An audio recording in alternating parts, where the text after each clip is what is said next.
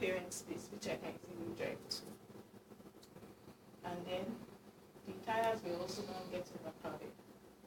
So at this point, this must have been maybe 4 months down the line. I now got somebody to build a pen, which we are going to look at, and moved it there. But let me say something. It wasn't that the 15 snails became many overnight. But after I got that 15 and I started, one day I was at the mechanics. My car was faulty. And as I was waiting and making noise, I should hurry up my time. I just saw snails in this yard.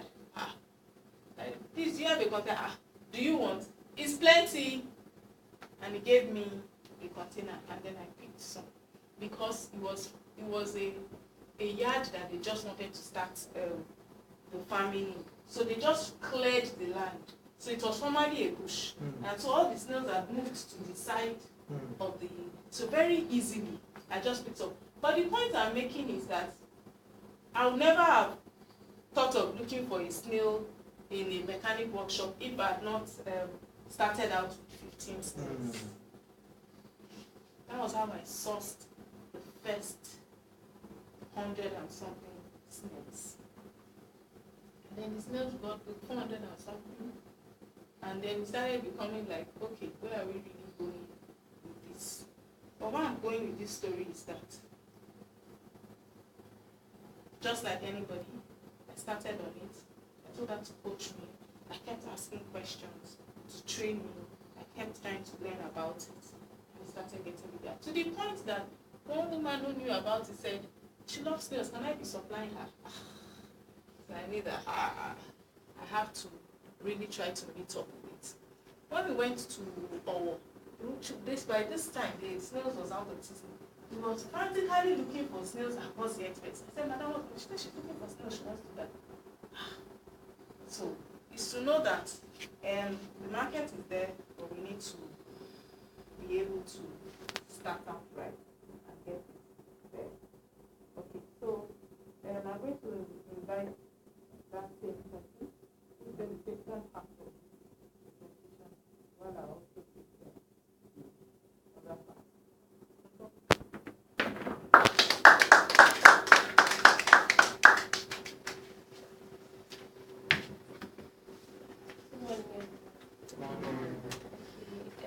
I'll just continue from where she stopped. We'll not be going into the technicalities of snail farming, but just what we need to know to get started. So we'll talk about the snail morphology and structure, then we'll move on to their identification and the like. But let me just start by saying basically there are different species of snails. But the one that is common to our own region here, we call them the African giant snails. They are basically three: the Achachatina marginata, the Achatina chatina, and the Achatina fulca. And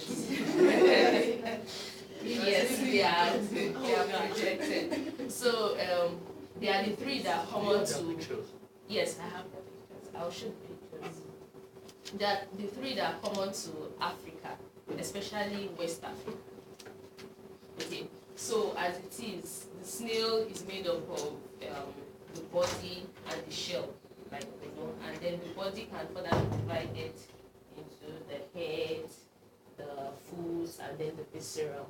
The visceral, which is the internal organs, or what we can refer to as offals, in other, not referred to internal organs as the offals.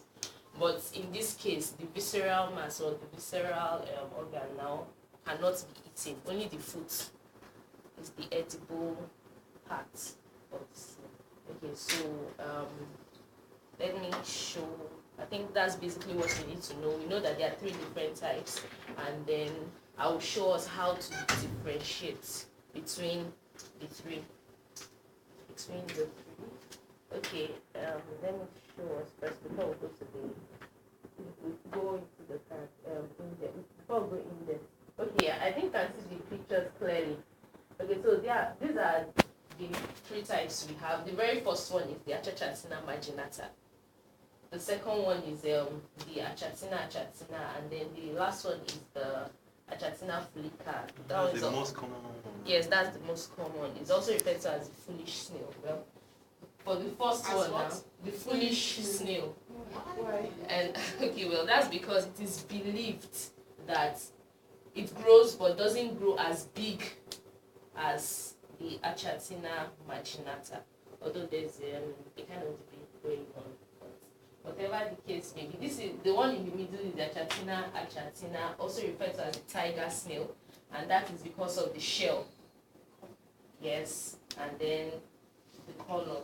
Then this one is the Achatina marginata, believed to be the best of all the breeds, and then the one that really meets the standard for exports.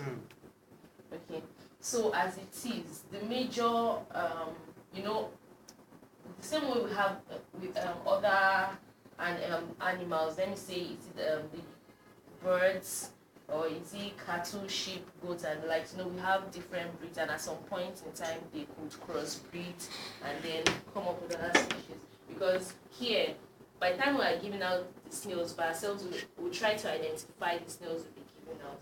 But you notice that maybe there are some that don't appear the way you expect them to appear in terms of their shell. Probably they have been a crossbreeding or like. But for Achatina marginata, the easiest way to identify is the apex. That is the tip of the shell. It is roundish compared to the others. I think we can see the pictures clearly. Right. It is roundish. This is the apex. Okay. It is roundish. For the Achatina flicker, it is pointed. The foolish snail too, the apex is pointed, but it is much more pointed than the Achatina. Then another thing, okay, peradventure we now see two different snails that have a pointed apex. How can we distinguish if it is Achatina flicker or Achatina? What will help us is the shell, the pattern of the shell. I said this one is often referred to as the tiger snail. You see, it has distinct. This is what, if you are finding it difficult differentiating, the shell will help when it comes to sorting. So basically, that's the major mode of identifying the snails. Okay, so let's talk about the Achatina marginata, also known as the giant West African snail. We believe that they can grow up to 20 centimeters long. They have a lifespan of about 4 to 5 years, depending on how, 1 to 10 years. But by 10 years, I can tell you that you just be feeding them for the sake of feeding. At some point, they will stop growing. It's just like birds. At some point, you just be feeding them. Their weight increase. But let me say the peak to which you can feed, and then you will see the result of what you are doing at 5 years. Okay, possesses a brown shell with deep brown stripes and a black foot. Sometimes the color of the foot, now that's the apex I was talking about, would vary. I was saying something about them crossbreeding. There are some we have here, their foot is kind of pinkish, there are some black, there are some whitish, but the major thing is it is roundish. That's it, okay? So they lay between 7 to 20 eggs per clutch. It could be higher than that, and that is dependent on the environmental condition, how favorable the condition is. Okay, and then the biggest of all the breeds weighing between 600 to 800, but this is relative, and that's because depending on the number of years you decide to raise them. But at least by the time you raise to this size, I can tell you must have raised for maybe about 2 years. If you are patient enough to raise your snails for 2 years. But I am very sure that by the time you start raising them, if you see the ones, because it will say, I'll be talking about how you can select from the ones you have, the ones that are best for breeding. The ones that are best for breeding, you will not sell them out. You will see different growth rates, and then you will sort when it gets to that stage. Then for the achatina, it's also known as the giant tiger land snail. I call it tiger snail. The shell is brown with zigzag brown black stripes. Then when mature, they also weigh about 600 grams and lay about 70 eggs. That is also relative, depending on how old they are and on how conducive the environment is for them. The third one is Achatina fulica, also referred to as the foolish snail. Small in size, weighs between 15 to 30 grams when mature, lays between 30 to 70 eggs. Let me say before I conclude that the foolish snail lays their eggs are very tiny. They are the ones believed not to grow really big. If you rate the three now, the marginata comes first, the achatina followed by the achatina, then the fulica. This is not to say that they will not grow at all, but it just gets to a point where they cannot get bigger than they are. And then most of the time, the shells are usually white colored or pale brown. And then there are times that, I don't know, for those of us that are Yorubas here, I know there is a kind of snail, often referred to as this traditional snail that is believed that you don't eat, that has whitish shell. Okay. No, it is not. That's what I was clarifying. They always call it Tigmirisha or something like that. Why? Yes. They don't grow big. The flesh is whitish. No, it is not the flesh. Now, it is the shell. The shell, okay. Yes. So, I mentioned that because I would like to clarify something, because I know we must have read quite a number of write-ups and the like. So, as it is, whether the fulica, the achatina, or the marginata, there could be variations. I hope you understand what's meant by variations. Variations in the sense that maybe probably you expect it to be this. Okay, it is believed that the body or the foot of the snail should be brownish, right? But there are some that are like whitish, there are some that are creamish and the like. It's as a result of variations. It's not because it is the forbidden kind of snail that traditional people or herbalists and the likes use. So it is also healthy for consumption and for breeding. That's just what I want to say. So once again, for those that just came in, I said these are the three different kinds of snails: the achatina marginata, achatina achatina, and the fulica. And major mode of identification is the apex. This is roundish. This is pointed, a little bit pointed, not as pointed as the foolish snail or the fulica. Okay.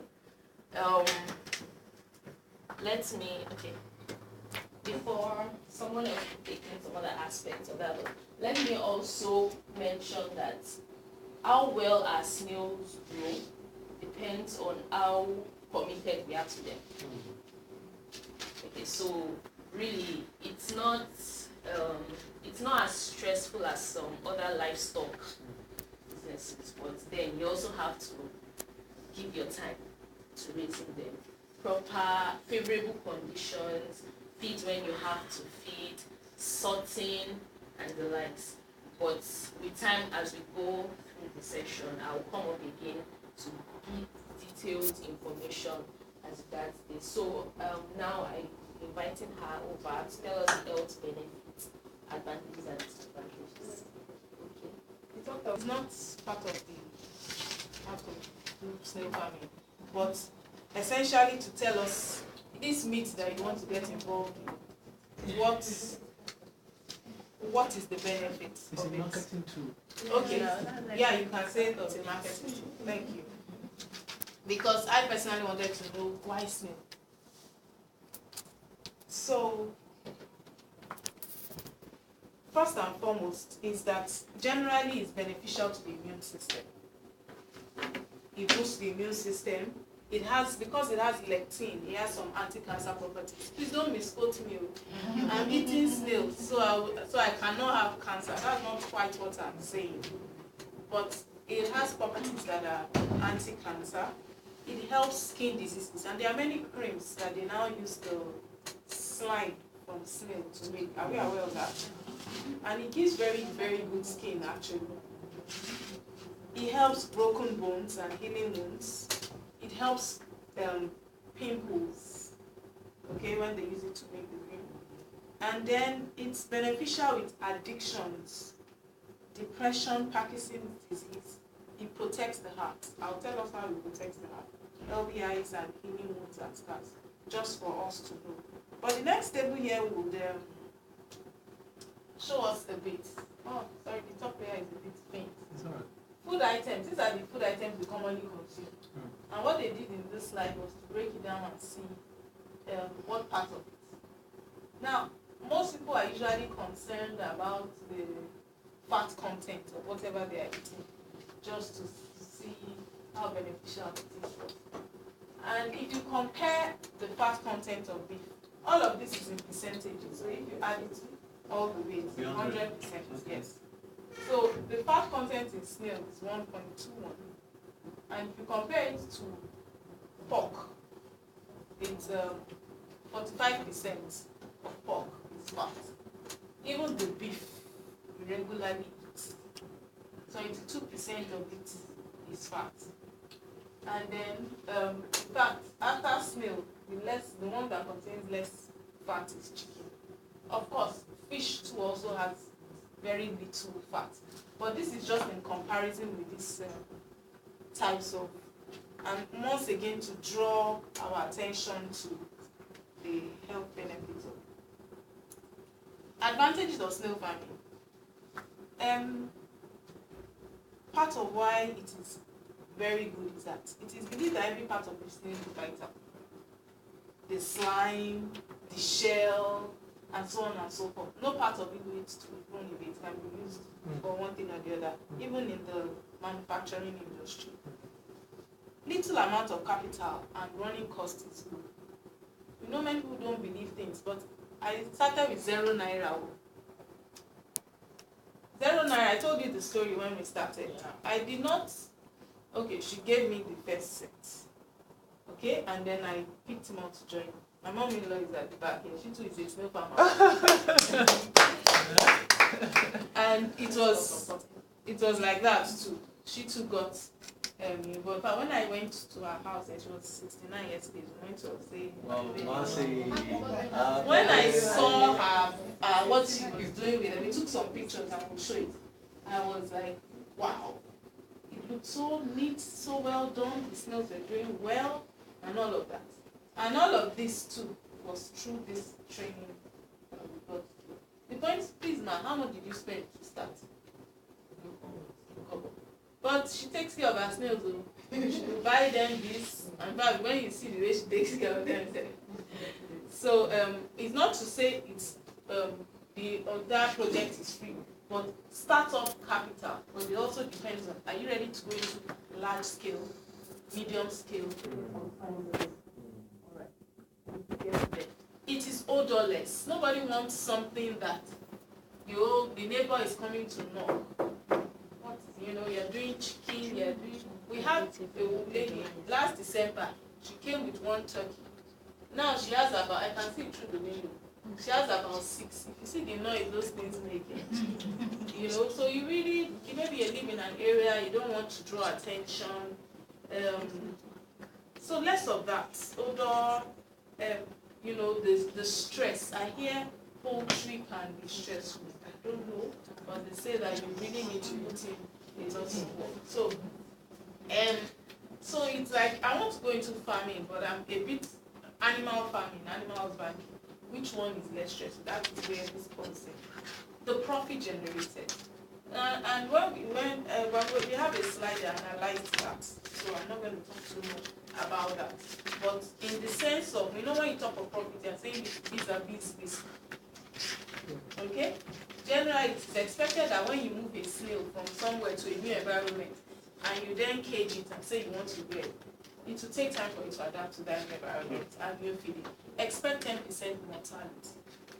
Then some of them would go. But that's part of the calculated risk.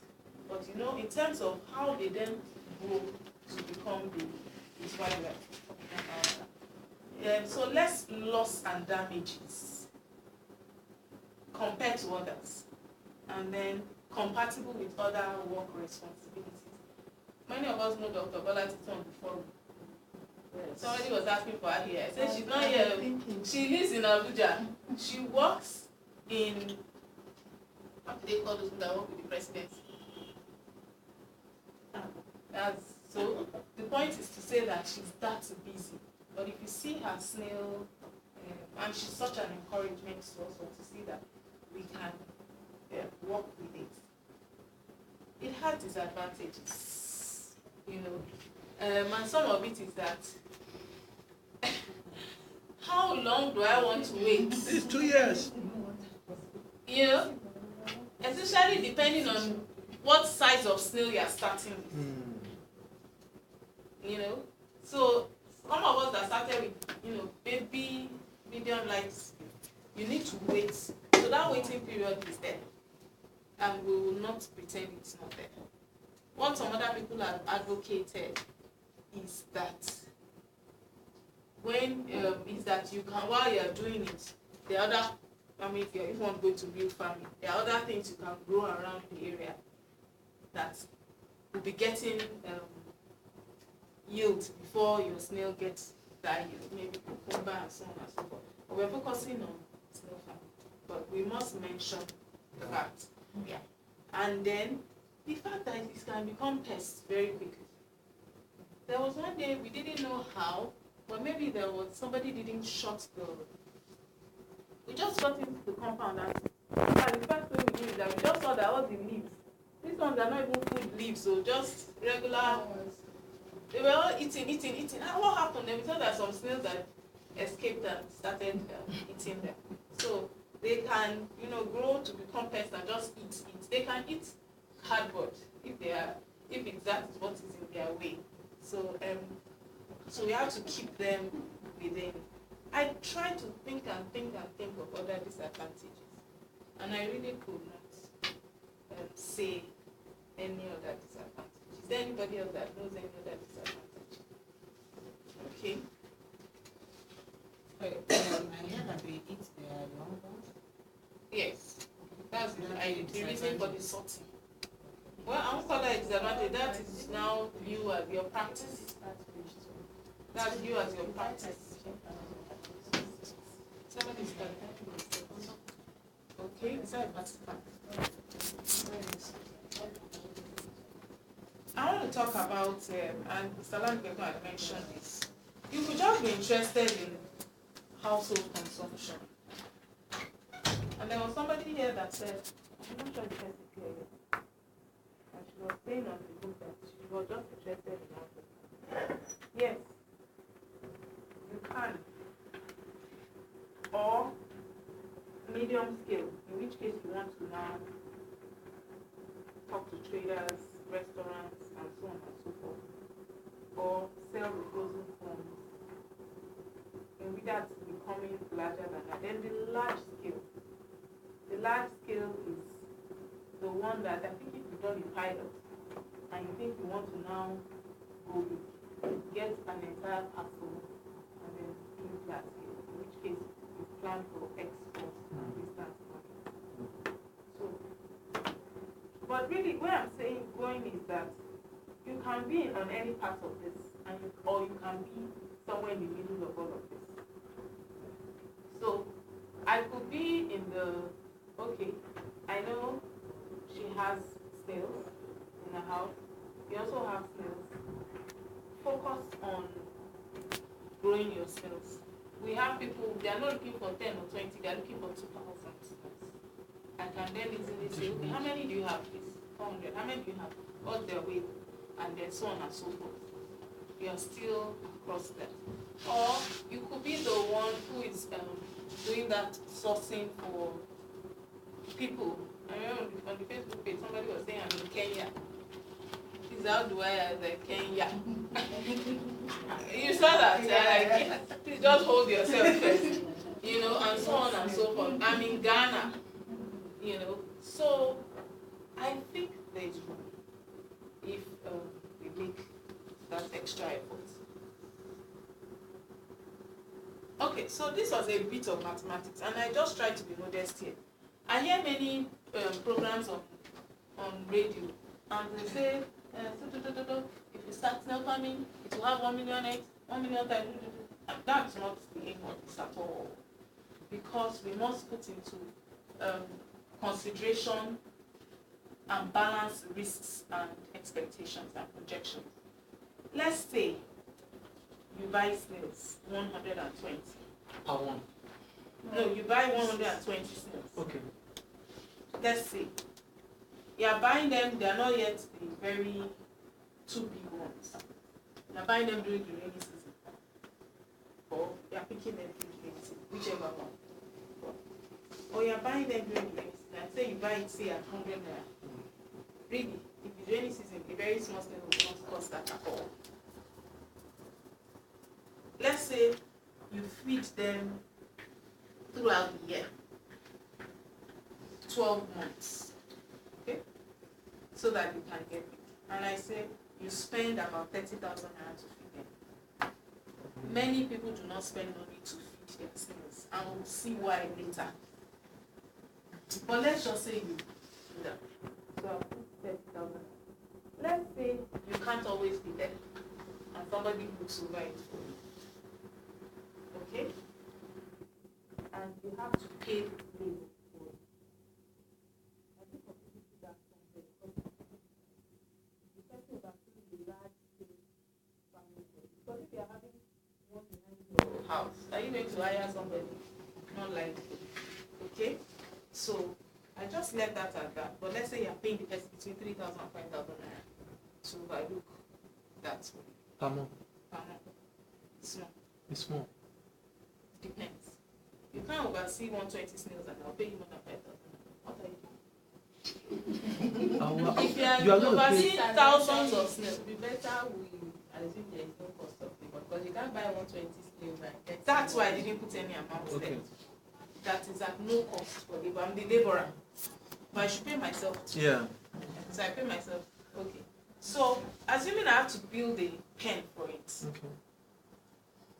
and then it cost me 15,000 naira. How many pens for 120 snails?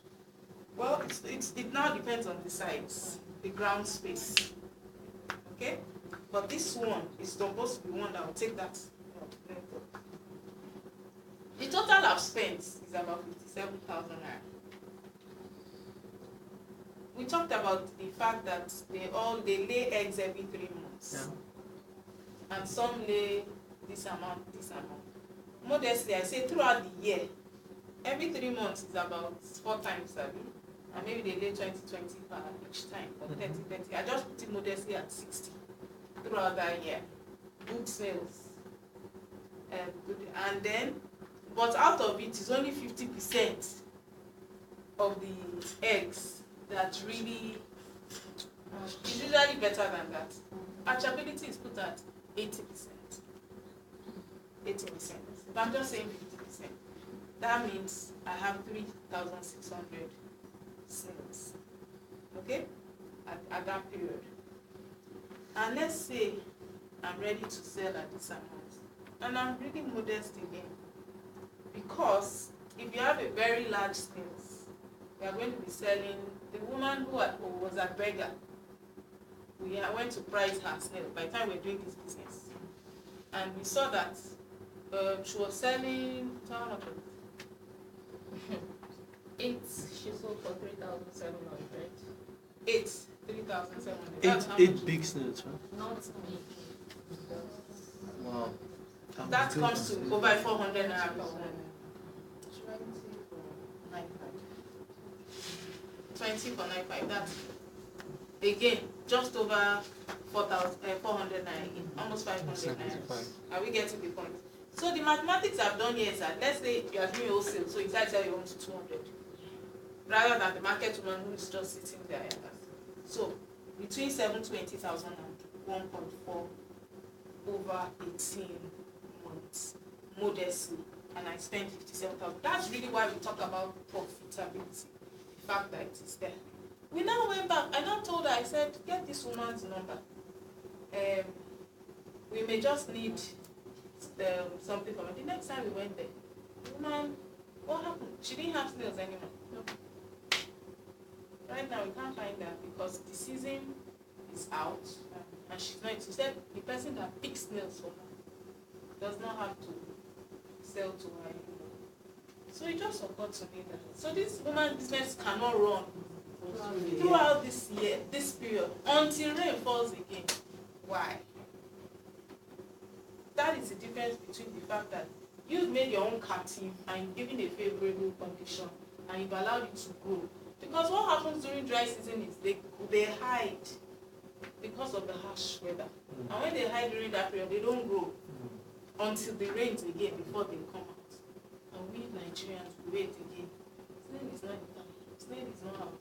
Meanwhile, I could have frozen mine and kept it and continue supplying likes of this old like kebab and so forth. So food for thought for us. Is this me sourcing of snails? No. Okay, these are all come back.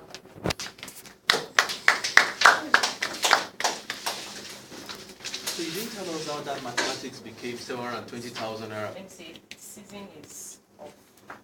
We can hardly come by them, and if at all we even get them, they are pretty expensive. Okay, so during the rainy season, how do we get snails? How do we source snails?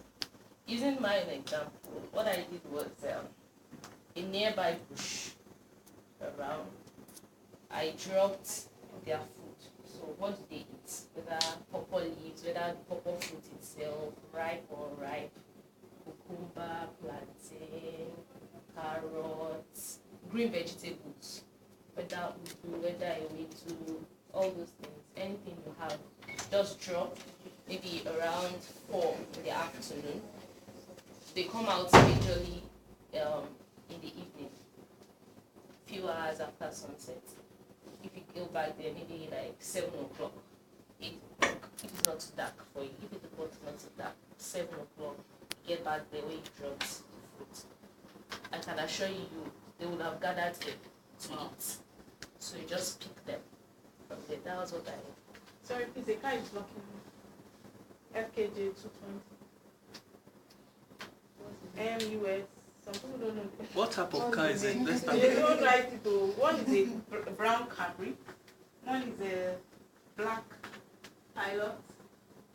Another one is wrong address. a V6. Okay. So I said, if you want to source for them from the bush, all you need to do is drop food there in the afternoon and then go back there in the evening. You find snails. So you can now choose to do a little bit of sorting there. Now sorting not based on the breeds or species now, maybe based on their sizes. But I would say just pick everything you see, because even the very small ones will end up getting big. I can remember some time ago where we get purple leaves not far from the house. You know, I just went to get purple leaves for the snails, and then we were even still raising them in a very small basket. And then I saw very tiny snails, as in tiny, very, very tiny. I just decided to pick them up, and I can remember her saying, "Are you sure these ones will grow?" And the funny thing is, they are the ones that actually they grew and even caught up with the big ones that were sourced from the bush. I'll come back to that. How come those ones actually met up with or caught up with the ones that were already big? Whatever the case may be. Okay, so we can source for them on our own. We can get snails also from agricultural institutes around us. IITA, IART, I think NCRI too should have. I don't know where that Crane. Okay, those ones are, but agricultural institute I know about. I'll come up with some names. I don't know the ones that I can do, but so I'll try to come up with some names. Then we can also get from those that have been in the business, that are ready to sell. Be that as it may, I would say we should try to avoid buying our snails that we want to raise now, that want to rear from those that sell by the side of the road. Yes, because if you want to consume those ones, you can buy from them. But if you want to raise them, you don't know what kind of condition they are being exposed to. Yes, they've been subjected to and the like. So it might take time before they actually adapt, or some of them may even die. Because snails have different behaviors. There are some of them that like to be touched. There are some of them that like to be. There are some of them that like just being left alone. There are some of them that if you hold them, they will retract into their shell. There are some of them that if you hold them, that's when they will come out, and then they have, just like human beings, we have different things. But 3 major places. You can source for them on your own from agricultural institutes, or you get from people that are raising for sale. Okay. Also, at this point in time, okay, I've talked about sourcing now, rearing them. Okay, the fleshy part should feel all those. You can just take down these ones, but let me just say that after sourcing now, first thing we have to do is sort. You have to do sorting, carry out sorting. And I think most of us, everyone here was there when I was telling us how to identify the different breeds of snail. It is advised that we don't raise them together. Although that's the best thing. Although if you raise them together, the worst that can happen is they will crossbreed really, and then maybe one will want to dominate over the other because they are not of the same. I think it's just like broiler and that one have their heads together. That kind of thing. So the best thing is just sort them according to their species. And then after sorting, sort according to the species, sort according to their sizes. That is very important, because if you just sort according to species and you mix up the big ones with the small ones, cannibalism can take place. The bigger ones will eat up the small ones. Within the shell. They will eat them. Depending on how small really they are, but it's best. Then putting them together, there will be, if you sort them according to their sizes again, there won't really be anything like competition for food per se. The big ones can probably move faster than the smaller ones. They can grasp the food. They are big now, so they are radula, their mouth too obviously will be big. But the small ones, they eat in bits, and they may not be able to get enough if they are kept with the big ones. Okay, so sort according to their species, sort according to their. Excuse me. Sorting according to size, I understand that. I think it will be easy for me. But sorting according to species, I feel we may need a professional to do that, because yes, to identify. Yes, identifying them. We will do it today. We'll do that. Okay. We'll display some based on what we'll do is based on what you have seen before any one of us steps in to tell you whether you actually got them right. Based on what you saw, you will try to identify them on your own so that you'll be confident. Yes. Okay? Then, okay, let me just read through the slide. The fleshy part should fill the shell and must not be dry but slimy on the surface.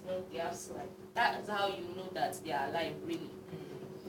Snails of the same breed should be selected. Snails with strong shell and no shell damage should be selected. Snails with strong shells should be selected. But once your snail has not attained a 1 year plus age, the tip of the shell will still be breaking. So what can happen is just make sure you feed them well. That's where calcium comes in. For strong shells in terms of snails, now not strong, it's for strong. So you give them enough calcium. And there are sometimes when we are handling them, really they could drop and then the shell gets broken or cracked or something. You should not dispose of them because of that. Just make sure that you give them calcium, whether in the powdery form or maybe a particular kind of food that contains high calcium. Foods like cabbage contains very high calcium. Consult experts or those that have been rearing snails in your locality for the choice of breed and necessary advice. This, I think I mentioned that when I was talking about the different species and the one that is really acceptable in the export market. That was the Achachatina machinata.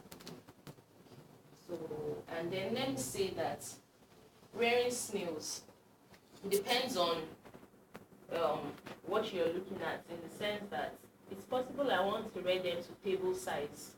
At that point, anyways, is that it should have started laying eggs. So you can decide to sell at that stage. Then you can decide to leave them for up to 8 months. We at 8 months, you should be as like this. And then, although that's also like, depending on how well you feel, feed them rather. So depending on the motive for going into the business. The snails must be carefully handled and transported in clean and food container. Like I said, they have different temperaments. You have to handle them with care. They should be kept in a clean environment, and then wherever it is you keep them, there must be a shade. It's very important. They shouldn't be exposed to harsh conditions. They should be kept in, if you are keeping them in containers or in hot boxes or whatever, make sure there's ventilation, but breeze or wind, whatever, must not be too much, just regulate it. So, yes. I have a question. When you say feed the snails, like, what do you mean by big feed? If there are less than 200 snails in one and you do 3 cucumbers a day, is that Okay, you are trying to ask questions on the stocking density. Right. Okay, so let's just go to this slide. Very conditions. Select lands that have adequate shade. Should be not be on the soil that is waterlogged or too porous either. The best soil for snail farming is the humus soil. That's the dark soil. Yes, the top soil that is good for planting. Do we get it? Yes. We should not use clay because it's by the time you wet or whatever, it will get clogged up, and then there won't be water can, it will stick together. Hair will be able to go into the soil, and then the snails eventually, when they want to lay, it will be easy for them to dig into the soil. But whichever way it is, humus soil is the best for us. One can rear snails in his or her farm. It involves planting snail growing plants such as planting banana, cocoa, and papaya. Fence the farm, dig a trench around the bottom and pour engine oil in order to avoid intruding ants. Okay, at this point, let me just go straight to snail housing, because I think we are beginning to talk about that. Okay, so basically we can actually raise them in different ways. There are different systems for raising them. You have the tire system, the hutch box, a trench pen. You can use a drum. You can use a big bowl. You can use a concrete box. Whichever way or whatever thing it is you can afford. But these are just a number of systems that you can use. Okay, so let me talk about the tires now. Old tires, these tires, how can we get them? From my friends with a picture, okay? You can get them from mechanics. You can use the tires or vulcanizers. Okay, so what you do is you mount about 2 or 3 tires, depending on how you want it and the number of snails you want to put in there. Like this was drop, and then the very first tire you can fill it up to the brim, that's to this with soil, and then you place the second one on it, you put your snails, and then cover. So if you're using 3 now, what you do in this person's case, person is using a basket to cover to avoid escape. Okay, so if you're using 3 tires, eventually you don't have a basket. If you're using 3 tires, you probably have to make use of a net, whether a wire buzz or something, just to. So what you can do is, once the second tire is there, you cover up and then place a third tire on it. I hope you understand. Okay. Then this is an example of a hutch box. So it's wooden. The base is also wooden, but perforated, such that you fill halfway with sand, with soil, the humus soil, and then you have to wet once in a while, especially during the dry season. Okay, so the essence of the hose is for the water to drain out, because soil should not be waterlogged. It will make the place too cold for them to retain water, and the temperature should just be okay. It shouldn't be too cold, it shouldn't be too hot. If it is too cold, they will hibernate. If it is too hot, they will estimate. That's just to say they will seal themselves up. I don't know how many of us have snails, or have we seen snails that have a whitish covering over, okay. I think I'll come up with a picture of that later. But temperature should just be okay for them. And then this is, I think this is a drum, like a drum, or all these tanks, water, whatever thing. It could be a bowl, it could be a drum, something that can accommodate them. Okay.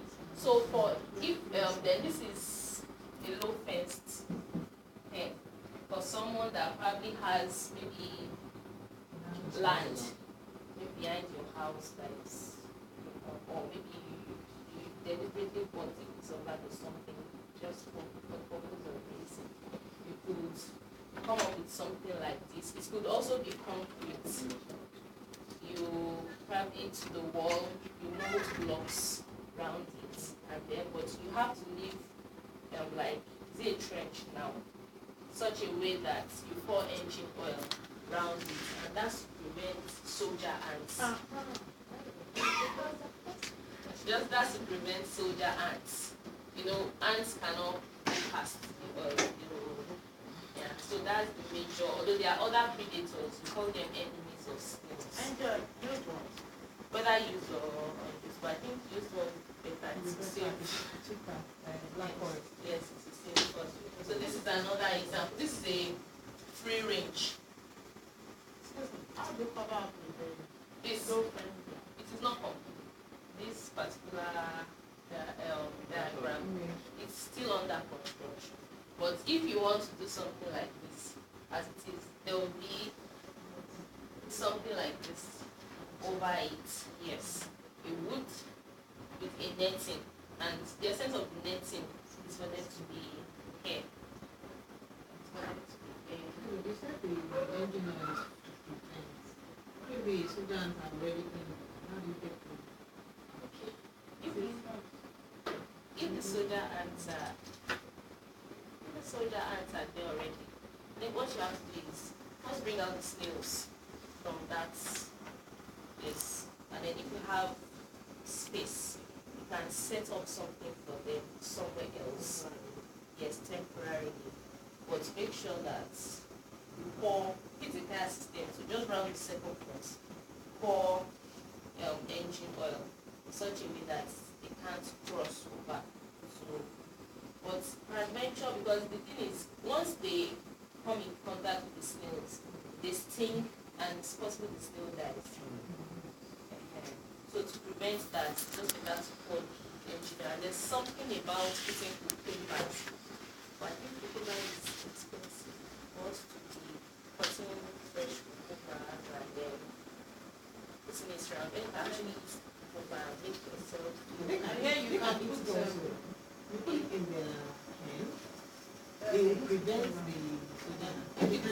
if it's already there. If it's you can also remove it like she said. Wash them, make sure it's not on the body, and then you can light fire over that place. with a rag or something, it will immediately kill them. In which case, if you must leave that space again, you have to take away all the topsoil and then put fresh soil and then now do proper prevention. Prevention is still For apart from the free range system, okay, let me just put it this way. You can actually raise them whether under an intensive system or extensive. Extensive now is free range. You just probably this room is the expanse of land you have. You just make holes, you just make a netting around and then a covering or something. You know, they move around freely, like an isolated system. Maybe you just have the tires somewhere in your backyard. It's not like they're not sourcing for their food per se now. They need their food to them and the like. But if you're using a drum, you can also do it the same way I said you go about the entire system. Fill it to a particular level with soil and then put your snails. But mulching is also necessary. And mulching materials are dry leaves. You put dry leaves there. And what that does really is, if the temperature is too harsh for them, they hide under it. So whether too hot, whether too cold, whichever one, they hide under it mulch materials. And these mulch materials will be whether dried cocoa leaves, but they eat cocoyam leaves. So I'll give you a list of what they eat. But this could be dry plantain or banana leaves. Any dry leaf around, you can mulch with that, and then just always ensure that you cover to avoid escape. And so at this point, so I will skip it. Let me talk about their predators. So let me take the soldier ants, lizards, millipede, centipedes, even man. And that's where theft comes in. You know, you were saying something about proximity. How close your weather farm or whatever is to where you are. You cannot have a snail farm and then live somewhere that is very far and trust people around to look after your work. So you have to also so those are examples of feed. It could be pawpaw leaves. I think that's common. A lot of people use that in feeding their snails. Pawpaw leaves, the pawpaw fruit itself, whether ripe or unripe, plantain, banana are green vegetables that we eat. They also take carrots, they take yam, they take rice. You know, cassava has different, yes. So it will be the normal one. But if you are giving them the normal one, especially if you are feeding the normal one to the young ones, you have to boil it to make it soft but without salt. Anything you give them without salt, because salt, too much of it kills them.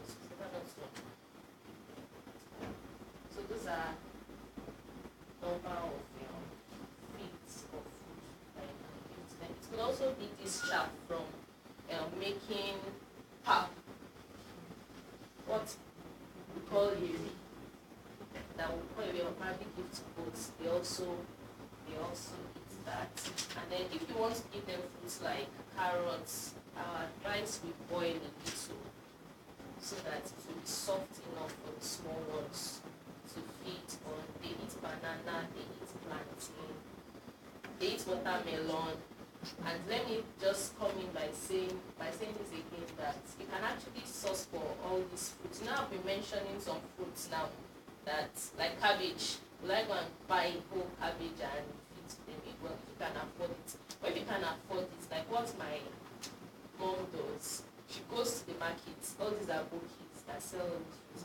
You know, something like cabbage now, at some point they peel off and then they actually dispose of these things. You could liaise with one of them or quite a number of them and just tell them, so days we are coming to then sometimes they cut watermelon and they are not so satisfied with the way it is because they know people that wants to eat will not buy. We go for those things. Sometimes maybe people buy soft, kind of soft. But this is not to say we should give them fruits that spoils. It's just that it may not be the best for us to consume, but they can actually consume.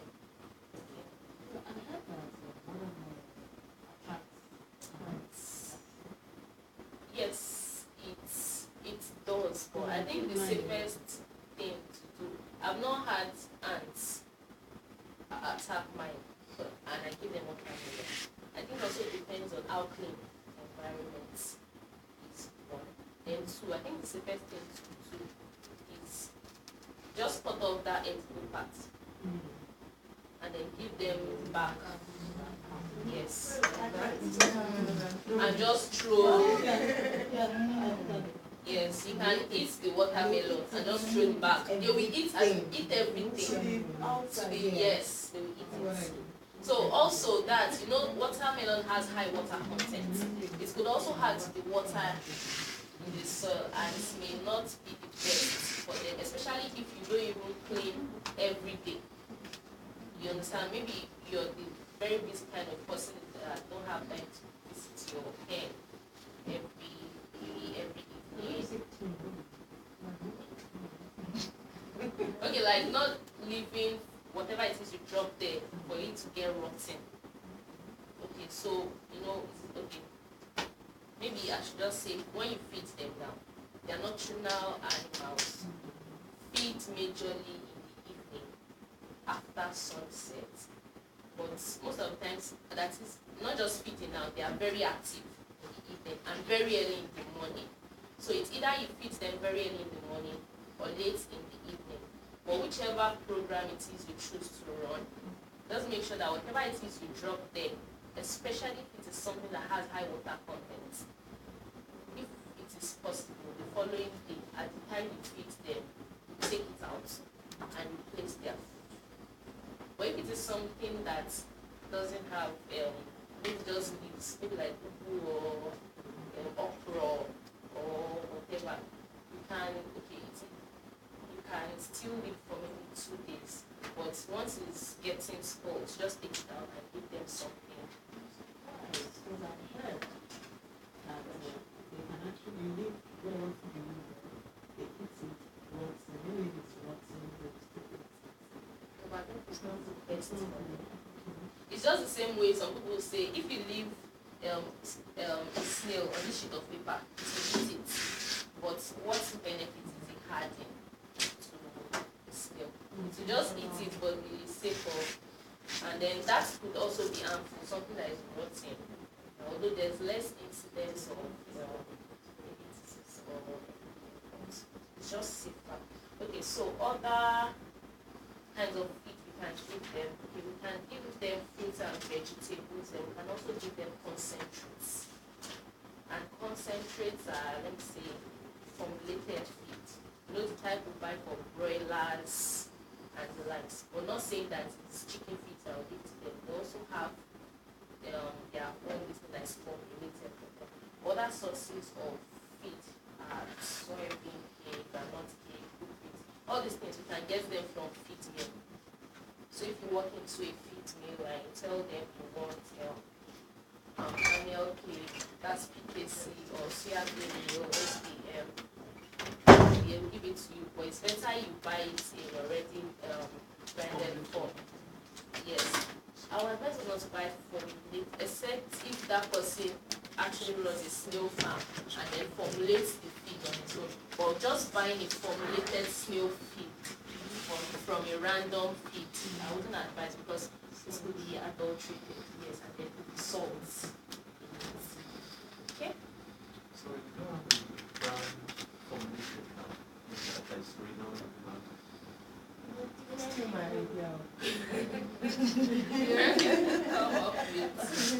There is, I mean, you can be decided on what you need to put in to make it complete. What's It's also fair. Some people sell snail feed that. Yeah. I'm not saying that it's safer. Then all recommended places where you can buy recommended feed is where you can